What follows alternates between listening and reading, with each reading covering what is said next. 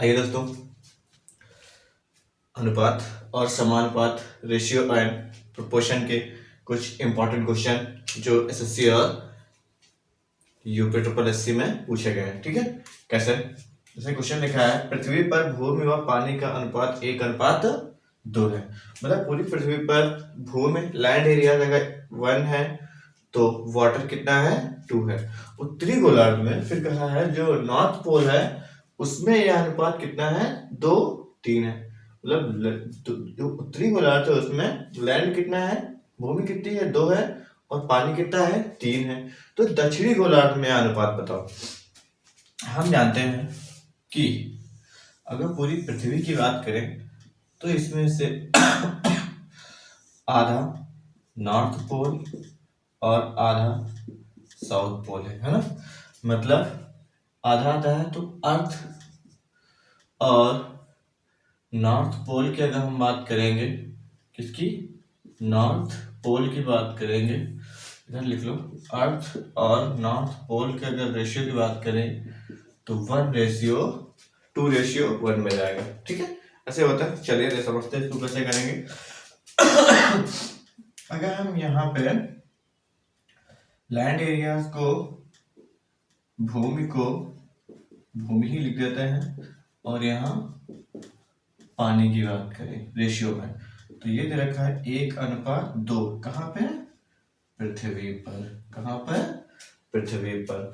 अगर हम उत्तरी गोलार्ध की बात करें, उत्तरी गोलार्ध की बात करें तो यह अनुपात कितना दे रखा है? 2:3। यही दे रखा है 2:3। पहले क्या करना है, यहाँ पे ये 3 इस 3 है और यहाँ पे 5 है। तो देख रहे हैं कि ये हमारा जबकि ज्यादा दक्षिणी गोलार्ध में होना चाहिए, सॉरी पृथ्वी पर होना चाहिए, लेकिन है कहाँ पे? उत्तरी गोलार्ध में।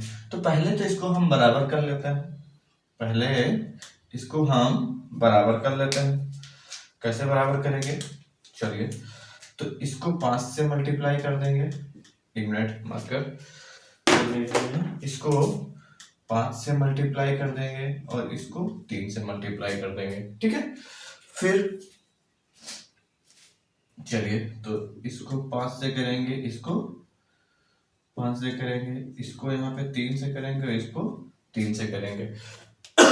ये हमारे रेशियो बराबर आ जाएंगे। फिर अर्थ पे अगर हम पृथ्वी की बात करें तो 2 यूनिट है ना, और उत्तरी गोलार्ध तो 1 है ना, आधा होगा ना, तो उसको यहाँ पे 2 से, सॉरी रेड पेन से लिख लो अच्छा लगेगा, यहाँ पे 2 से, यहाँ पे 2 से और यहाँ भी 2 से, और इधर 1 से, क्योंकि नॉर्थ पोल 1 है, यहाँ भी 1 से और यहाँ भी 1 से। अब सब बराबर हो गया।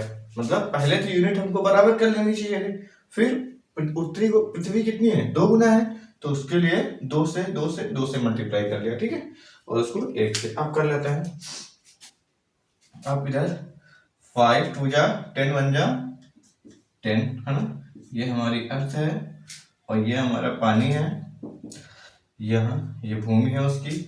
ये 5 10 और 2 20। ठीक है, यहाँ पे 3 2 जा 6 किसकी? नॉर्थ पोल की। यहाँ पे 3 3 जा 9। ओके, 3 3 जा 9। आगे अब हमारा पूछा क्या है, अगर अर्थ से हम नॉर्थ पोल का सब्ट्रैक्ट कर दें तो साउथ पोल का पता चल जाएगा ना।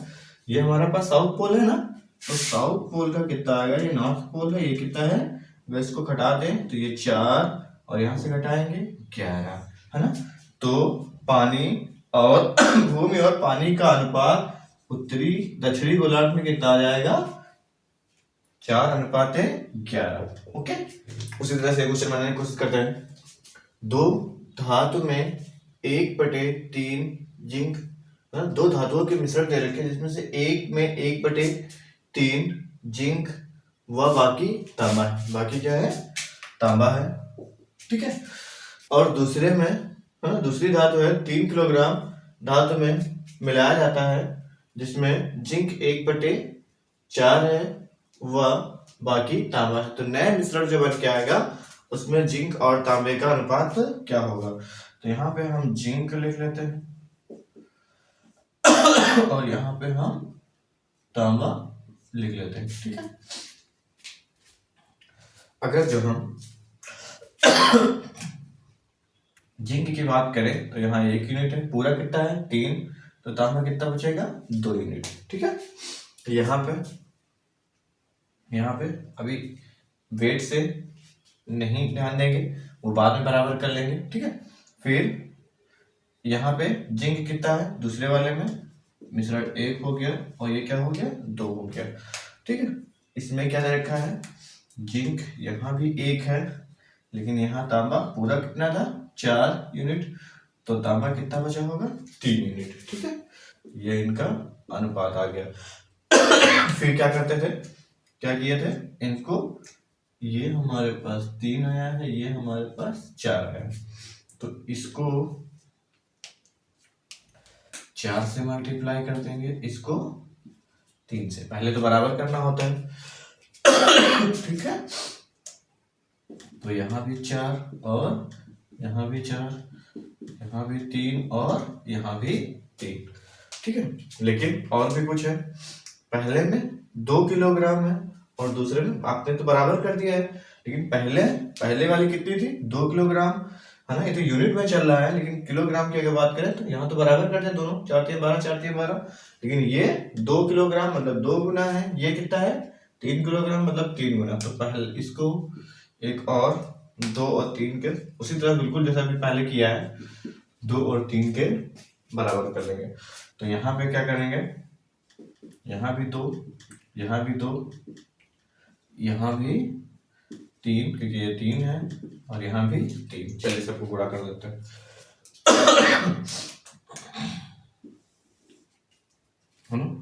अब 4 दूनी 8, है ना, और 4 दूनी 8 दूनी 16, 3 त्रिके 9, 3 त्रिका 9 त्रिके 27, ठीक है। ये कौन सा है, ये नया अनुपात आया है, ठीक है।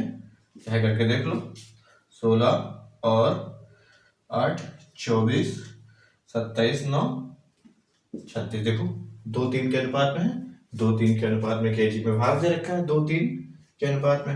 अब पूछा है नए मिश्रण में तांबे और जिंक का अनुपात, तो इनको जोड़ दो 17 और यहाँ पे कितना आ जाएगा 7 6 13 और 4, 3 और 1 4, 17:43। नए मिश्रण में जो आएगा, जो न्यू मिक्सचर बनेगा, उसमें जिंक और तांबे का अनुपात कितना आएगा 17:43। ओके, पूछ रहे हैं 5 वर्ष पहले राम व श्याम की आयु का अनुपात 3:1 है। तो पहले 5 वर्ष पहले की बात करें, यहाँ पे राम है, ये क्या है श्याम है। 5 वर्ष पहले बिफोर 5 वर्ष बिफोर कितनी है 3:1, ठीक है। और फिर कहा 5 वर्ष बाद उनकी आयु का अनुपात 2:1 हो जाता है, ठीक है। कितना 2:1, 5 years आफ्टर ए, है ना, ये बिफोर है, ये आफ्टर मतलब बाद में, ठीक है। तो 2:1 हो जाता है। एक चीज समझते हैं, राम और श्याम की जो आयु है यहाँ पे 2 वर्ष का अंतर है ना, और राम और श्याम की आयु में यहाँ पे 1 वर्ष का अंतर है। एक बार बताओ, आज आप और आपके भैया के बीच एज गैपिंग अगर 1 साल है तो 100 साल बाद क्या 100 साल हो जाएगी, है ना। जैसे आपके पापा आपसे 20 साल बड़े हैं, तो क्या 100 साल मतलब 20 साल बाद 20 साल के वजह 20 गुना बढ़ जाएंगे, नहीं, जो एज गैपिंग है वो तो सेम रहने वाली है। तो पहले इसको बराबर कर लेते हैं, है ना। अब क्या कर लेंगे, इसको 1 मिनट, इसको 1 से मल्टीप्लाई कर दो, इसको 2 से मल्टीप्लाई कर दो, ठीक है। ये यहाँ पे एज गैपिंग मल्टीप्लाई की जाती है, ये इनके बीच एज गैपिंग कितनी का है 2 का, इनके बीच एक एज गैपिंग कितने का 1 साल का।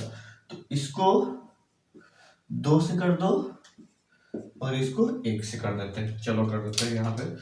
तो इसको जब 1 से करेंगे, इसको 1 से करेंगे और इसको 2 से करेंगे और इसको भी 2 से करेंगे, तो न्यू यहाँ पे लिख लेते हैं क्योंकि फिर बहुत कुछ हो जाएगा डेटा।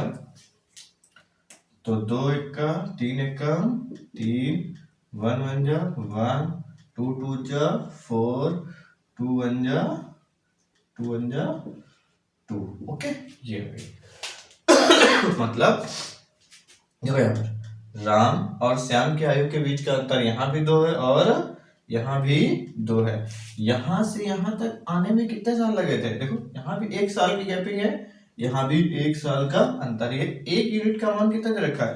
5 साल पहले और अब से 5 साल बाद, मतलब है ना, 1 यूनिट की वैल्यू दे रखी है पूरा 10 साल, 5 पहले 5 बाद।